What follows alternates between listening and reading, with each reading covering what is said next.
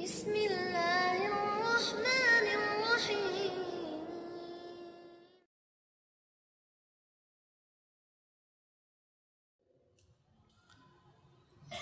Sekarang kita bahas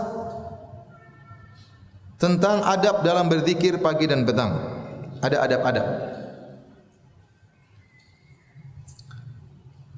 Yang pertama, hendaknya kita tidak membaca zikir pagi petang kecuali yang sahih. Kecuali yang sahih. Ada beberapa zikir pagi petang diperselisihkan. Sebagian ulama mensahihkan, Syekh Albani mendhaifkan, Syekh Albani mensahihkan, sebagian ulama mendhaifkan, ya. Kita perlu memilah-milih tatkala itu. Ya.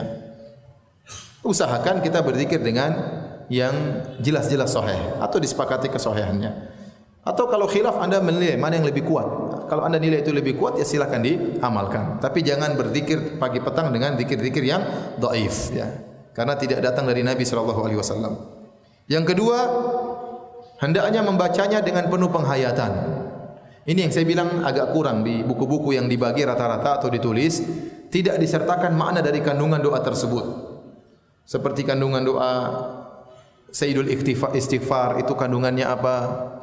Dan itu kandungannya bagus-bagus. Subhanallah itu maknanya apa?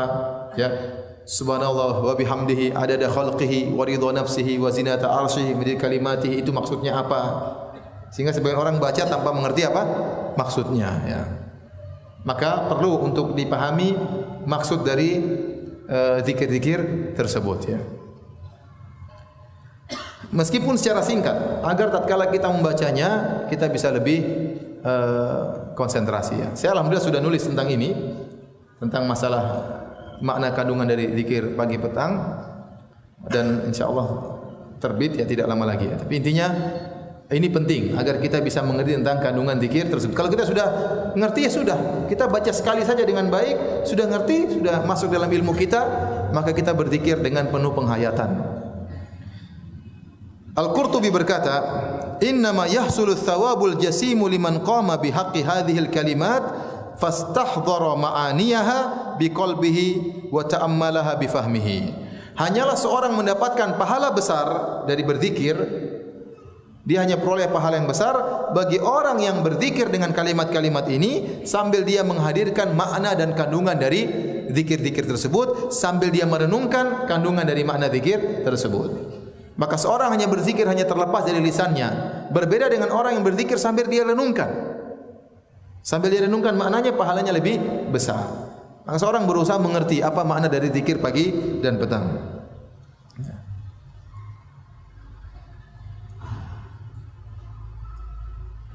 Baik, oleh karenanya ada perkataan indah dari Syekh Muhammad Mukhtar Asy-Shinqiti rahimahullah.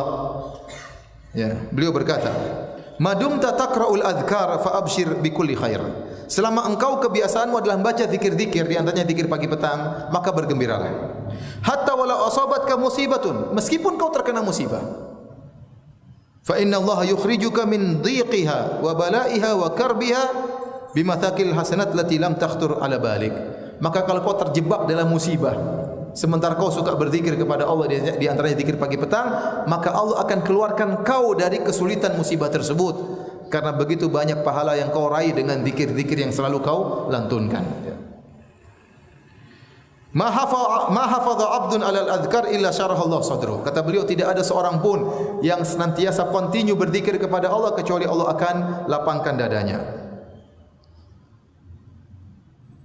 Wallahi alladzi la ilaha illahu la tajidu ahadan makruban wala mankuban wala dhaqat alaihi dunya bihumumihi wa humumi ahlihi wa waladihi wa lazimal adhkara sabah wal masa illa la ja'alallahu lahu min baini atbaqid dunya farajan wa makhrajan. Kata beliau, demi Allah yang tidak ada sembahan yang berhak disembah kecuali Allah, tidak kau mendapati seorang pun dalam terkena musibah, dalam kondisi kesulitan, dunia terasa sempit baginya, disibukkan dengan urusan dirinya, urusan istrinya, urusan anak-anaknya, kebutuhan istrinya, kebutuhan anak-anaknya, tetapi dia senantiasa melazimi zikir pagi dan zikir petang, kecuali Allah akan memberikan dia jalan keluar dan solusi. Jadi kalau orang sudah biasa terbiasa berzikir zikir pagi dan petang, insyaallah masalah bisa dia hadapi dengan baik. Baik, kita lanjutkan. Seorang berusaha berzikir, dengan menghadirkan dalam dirinya bahwasanya dia butuh dengan Allah Subhanahu wa taala, bukan hanya sekedar dia ucapkan. Karena banyak dari zikir-zikir tersebut isinya doa, isinya sanjungan dan doa. Maka seakan-akan dia berdoa kepada Allah Subhanahu wa taala, dan doa butuh kehadiran hati. Maka dia baca zikir tersebut sambil menghadirkan dirinya sangat butuh kepada Allah Subhanahu wa taala. Kemudian zikir pagi petang hendaknya dibaca semuanya, jangan sebagiannya. Tetapi jika seorang tidak punya waktu, waktunya cuma sedikit, dia boleh baca sebagiannya, tidak harus seluruhnya. Kalau dia bisa baca seluruhnya, maka itu yang terbaik. Kalau tidak bisa, semampunya dia baca. Ya, karena asalnya baca zikir pagi petang hukumnya sunnah. Kemudian sunnahnya seorang baca zikir pagi petang dengan suara yang lirih, tidak perlu dia keras-keraskan. Berdasarkan firman Allah Subhanahu wa taala, "Ud'u rabbakum tadarruan wa khufyah, innahu la yuhibbul mu'tadin." Berdoalah kepada Allah Subhanahu wa taala dengan penuh ketundukan dengan suara yang lirih. Sungguhnya Allah tidak suka dengan orang-orang yang berlebih-lebihan. Ya. Dari sini kita tahu zikir pagi petang tidak disyariatkan berjamaah, tidak perlu berjamaah rame-rame membaca zikir apa? Pagi petang. Tidak pernah dicontohkan oleh Nabi dan tidak pernah dicontohkan oleh para sahabat. Masing-masing berzikir sendiri-sendiri. Ustaz, saya tidak bisa, maka saya perlu diajari. Enggak apa-apa. Berjamaah sesekali untuk diajari. Tapi kalau sudah bisa, maka berzikir sendiri-sendiri. Kemudian, Ustaz, saya tidak bisa zikir pagi petang, tapi saya dengar teman saya berzikir pagi petang, saya dengar dengan saksama. Apakah saya dianggap zikir pagi petang? Jawabannya belum. Kau cuma mendengarkan zikir pagi petang. Belum berzikir pagi dan petang. Kemudian tidak disyariatkan berzikir pagi petang dengan mengangkat tangan. Meskipun di antara zikir-zikir tersebut ada isinya doa. Kenapa? Karena Nabi tidak pernah berzikir pagi petang dengan mengangkat apa? Tangan. Maka meskipun isinya doa, tetap saja kita berzikir dengan zikir biasa. Tidak harus berzikir pagi petang dalam kondisi suci. Benar kalau Anda berwudu, berzikir pagi petang lebih afdal. Tetapi kalau Anda tidak berwudu, maka tidak jadi masalah. Bahkan dalam kondisi junub boleh berzikir pagi dan petang. Karena dalam hadis Aisyah berkata, "Kana Nabi sallallahu alaihi wasallam yadhkurullaha ala kulli ahyanihi." Rasulullah sallam berzikir kepada Allah dalam segala kondisinya. Kata Aisyah dalam segala kondisinya berarti umum, baik dalam kondisi bersuci atau dalam kondisi apa? Junub, beliau senantiasa berzikir kepada Allah Subhanahu wa taala. Hanya saja khilaf di kalangan para ulama. Kalau zikir tersebut ada ayat-ayat Al-Qur'annya. Contoh di antara zikir pagi petang ada ayat kursi. Ada qul huwallahu ahad, ada qul a'udzu birabbil falaq, ada qul a'udzu birabbin nas. Apakah orang yang junub boleh berzikir pagi petang dengan membaca ayat-ayat Al-Qur'an tersebut? Maka ini ada khilaf di kalangan para ulama. Adapun yang bukan ayat-ayat Al-Qur'an maka tidak mengapa meskipun junub. Seperti bismillahilladzi la yadhurru ma'asmihi syai'un fil ardi wala fis sama'. Ini boleh dalam kondisi apa? Junub. A'udzu bikalimatillahi tammati. Ya, dan seterusnya ini juga boleh baca dalam kondisi junub karena bukan ayat Al-Qur'an. Yang khilaf di kalangan para ulama, tatkala kita junub, kita ingin zikir pagi petang, boleh enggak baca ayat kursi? Bolehkah baca qul huwallahu ahad 3 kali, qul a'udzu birabbil falaq 3 kali, qul a'udzu birabbin nas 3 kali? Maka ada khilaf di kalangan para ulama. Adapun mazhab Malikiyah berpendapat boleh.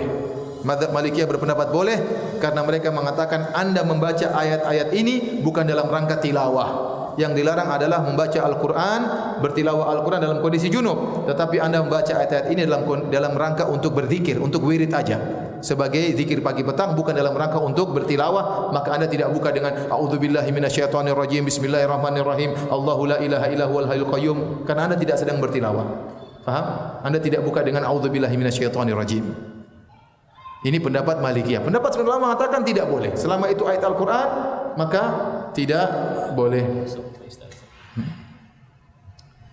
Jadi yang lebih hati-hati untuk ayat Al-Quran tidak usah dibaca tatkala junub.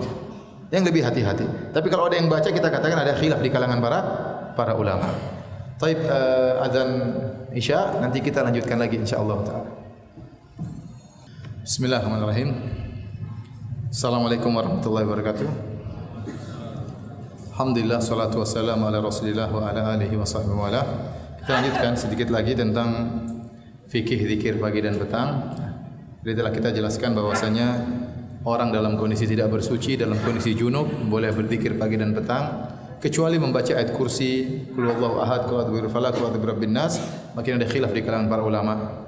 Karena dia termasuk ayat kan Rasulullah SAW melarang orang junub baca Al-Quran. Ada hadisnya.